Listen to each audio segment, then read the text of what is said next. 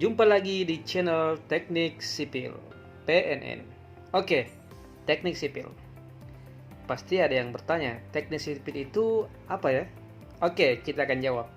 Teknik Sipil adalah salah satu cabang ilmu teknik yang mempelajari tentang bagaimana cara merancang, membangun, merenovasi bukan hanya gedung dan infrastruktur, tapi juga mencakup lingkungan untuk kemaslahatan hidup manusia. Teknik sipil dikembangkan sejalan dengan tingkat kebutuhan manusia dan pergerakannya, hingga bisa dikatakan ilmu ini bisa mengubah sebuah hutan menjadi kota besar. Oke, kita masuk ke topik utama kita, yaitu cabang-cabang ilmu teknik sipil. Pertama, struktural. Cabang ini mempelajari masalah tentang struktur, dari materi yang digunakan sampai pembangunan. Sebuah bentuk bangunan mungkin dibuat dari beberapa jenis material, seperti baja, beton, kayu, kaca, atau bahan-bahan yang lain. Nah, setiap bahan tersebut mempunyai karakter masing-masing. Nah, ilmu di bidang struktur mempelajari sifat-sifat material itu sehingga pada akhirnya dapat dipilih material yang mana yang cocok untuk jenis bangunan tersebut.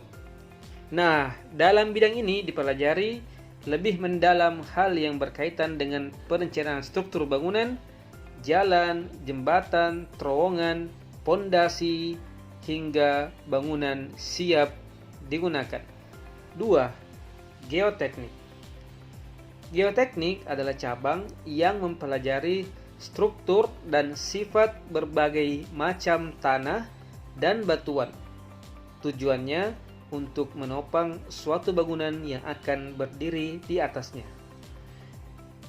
Cakupannya dapat berupa investigasi lapangan yang merupakan penyelidikan keadaan tanah suatu daerah, penyelidikan laboratorium, serta perencanaan konstruksi tanah dan batuan seperti timbunan, galian, terowongan tanah lunak, terowongan batuan, bendungan tanah atau batuan, dan lain-lain. 3. Manajemen konstruksi.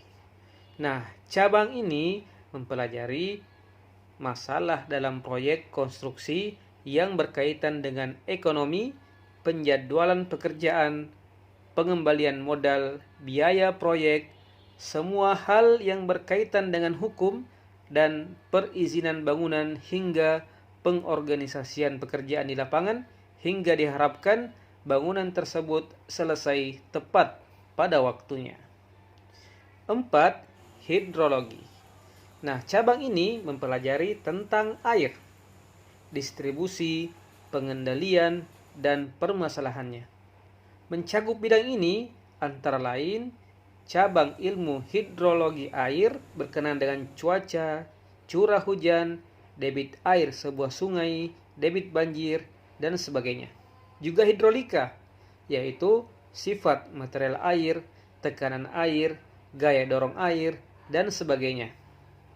Juga bangunan air seperti pelabuhan, irigasi, waduk, dan bendungan.